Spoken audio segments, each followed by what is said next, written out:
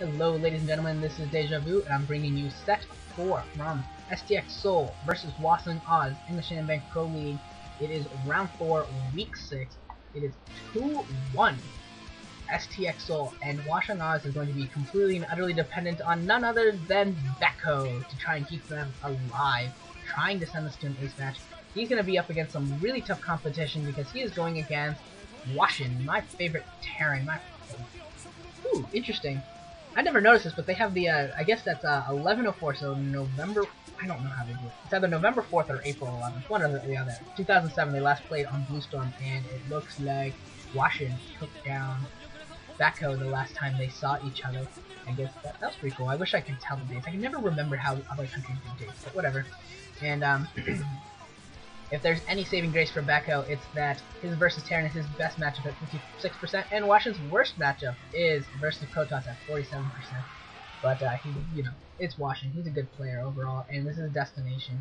And Destination is actually a Protoss favorite map, so there are some things working in Backho's favor here, even though he's played some pretty darn good games recently. And yeah, in the GOM Classic he had the game against Piano, which was pretty sick.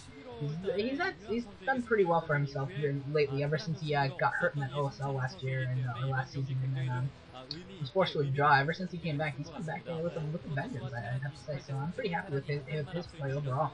And we'll see what he goes for here on Destination. He's sending out a very, very early probe, so we're gonna see some more cheese. As if we hadn't seen enough cheese in this this set already. We're gonna see some more.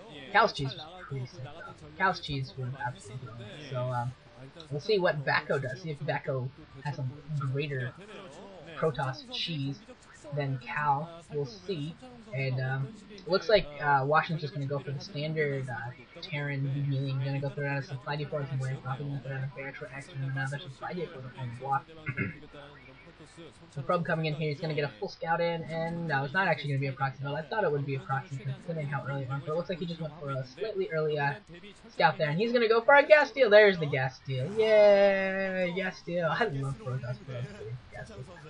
Pretty much, my opinion is that anytime you can act like a little, mosquito gnat and just bug people and do little things to just annoy the hell out of them, it's awesome. I absolutely love it. And yeah, that's what Protoss is really. That's what probes are really good at doing. That sort of just annoying, obnoxious thing. And throwing down a gateway at his main. He's gonna let the simulator warp in. Yep, the simulator warps in, and no Marines or anything out right now. And Washington has not decided to pull any SCVs to try and destroy that assimilator, so it's going to be a rather long time until he gets it. And Backho actually using it as a simulator to hide his probe for a little while. He sent it in and mined some gas out. 2 racks now going down for Washington, so we're going to see some Marines fighting for Washington, which should be interesting. We'll don't often see Marines in a TVP unless it's like an Uber cheese. So we'll see how this works. I don't think I've ever actually seen like a legit fight in terms of where a Terran has gone for Marines. I haven't seen that yet. I'm sure it's happened, and I'm sure some other people can tell you how it goes down or what needs to be seen. But I don't actually know what it is, so I'm kind of excited to see how this works.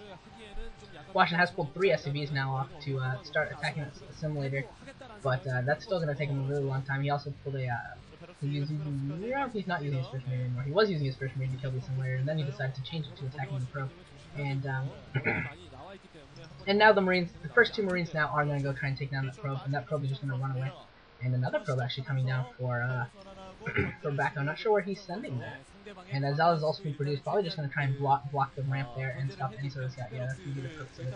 And we'll see how that works. And yeah, finally the simulator goes down and the refinery has been started. And I think the Zealot might have actually not stopped. Nope, the Zealot did not stop the SCV from getting through, so that SCV is going to get a full scout. And this is the Dragoon range upgrade, so he's going to know that it's not going to be a fast scan from Backho. And that is going to be some sort of one base tech build here in terms of with that range. It's just going to be an early Dragoons here, and he's going to have to face some Dragoon range. He knows he's going to do that. And the probe down there at the bottom right across the bridge is at that 430 clock position, and we'll see if he decides to go for some proxy tech there. It does look like the ideal position if he's going to go for some robotics facility or something. As soon as he kills that probe, as soon as he kills the SB, he throws down the pilot, and I'm gonna actually expect this actually might be a case where the Cybernetics Core, the Dragoon range gets cancelled, and then he throws down a robotics facility or something along those lines into that proxy position and goes from there. And goes for this proxy build, which could be pretty sweet by Backho. That could be really taking advantage of the scouting by of Hwasin, and that is some very advanced gameplay and pretty awesome. And you know what's going down? What's going down? It is going to be a robotics facility, so it's going to be proxy reader tech. And that Dragoon trying to micro against three Marines. Oh, those 3 Marines probably could have actually done some damage there, but they're just going to retreat across the bridges back to his own bunker, and they're just going to hold the line there. Probably just didn't want to lose any Marines or anything against that Dragoon. Factory also almost completed. I think he saw him put on a second factory as he was doing that. Hwasin did, and both those barracks now lifted and wandering around, and they're just going to go and what I think is landing at the natural, and the other one's going to go out and do some scouting. It does look like he actually let range finish, so maybe not, because he's not actually able to hit that that bunker. If he had range finishing, I would assume that he'd be trying to hit that bunker. But yeah, okay, yeah, he did actually let the range finish, so, because he is able to hit that bunker with the Dragoons without coming into Marine fire. Machine shop going down on that first factory. The second factory probably won't get one for a while. And see what he did, how long he can hold out until that tank comes down, because that tank is going to be so important to stop these Dragoons from there pummeling the bunker there. As more Dragoons slowly get funneled in, of course, he's going to need more and more SCVs to repair that bunker, and he's going to need that tank to come out as soon as possible.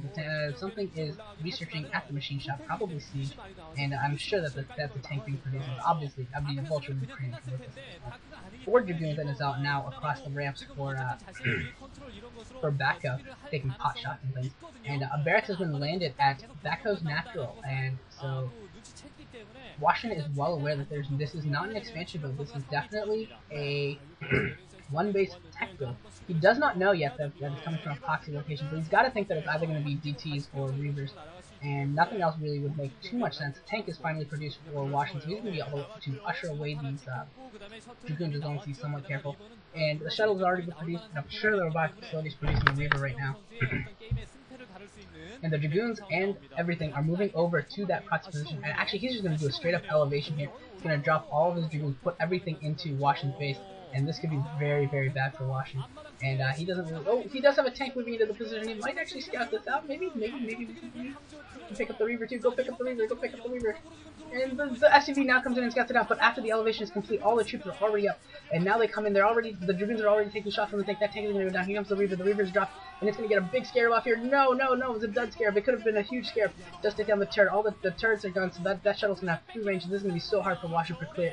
He's got a couple tanks, he's got some Marines, but they're all in such danger because that Reaver can do so much damage. 3 tanks now, and a bunch of Dragoons out as well, and that Reaver taking down 1 tank. It's going to take down a second tank as soon as it fires a scarab. Fire a scarab! Nope, not able to fire that scarab. And there goes the scarab. There goes another tank and a Marine, and only 1 tank left, and that Reaver needs to shoot 1 more scarab to kill the tank, and it's not able to. If he could drop that Reaver, he could do so much damage to all the SCVs too. He's got so much potential right now with that Reaver. And there goes, and it takes a shot. I don't even know what it was aimed at. And it does kill another SCV. Yay! The Reaver kills another SCV. And the Reaver being dropped again, and it's just going to try and pick off turrets now, I guess. Which is always good. And that barracks being slowly taken down, and Backho not expanding to his natural, going to expand to that 3rd base there on the left across the bridge there, to the 1030 position. And he's going to try and expand there first. And it looks like he might, Backho now going to go pick up a Dragoon to follow up with his Reaver. Going to pick up the other Dragoon, and he's just going to try and keep carrying troops here to fend off the Vultures and things.